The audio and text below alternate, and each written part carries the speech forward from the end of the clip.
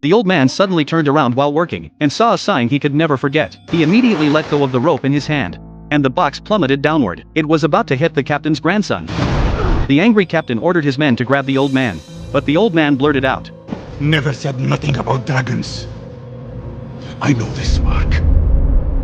It is a bad omen. The old man's departure would be his wisest choice, for no one had noticed that the box sealing the demon had begun to loosen. Soon, the cargo ship set sail. The cargo owner who had commissioned the transport of the box watched the ship grow distant and silently made a gesture of prayer. The people on board had no idea what they were about to face, until strange things began to happen that night. The box sealing the demon in the ship's hold began to move. The ropes binding it mysteriously loosened. The rats seemed to sense the danger and scurried about. At that moment, the crew was patrolling the surroundings. The next second, a terrifying face appeared. This sudden apparition terrified the crew, but when they looked again, there was nothing there. He hurriedly reported this to Jack. They all thought it was a hallucination, and did not report it to the captain until the next night fell.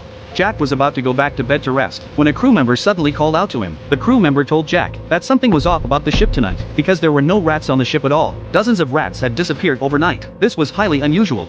He suspected that something had scared them away. Soon after, the crew members on the deck heard a loud bang. There was a large hole in the hatch cover of the cargo hold. What was even more terrifying was that a monster was slowly crawling not far away. Seeing the monster, the crew pulled out their knives. Well, this guy became the monster's lunch, and the real nightmare began at that moment. The next day, the captain also noticed something unusual, but no matter how hard they searched, they couldn't find the crew members from the night before. So, for safety's sake, the number of night watchmen was increased to 2, as if to match the mysterious atmosphere.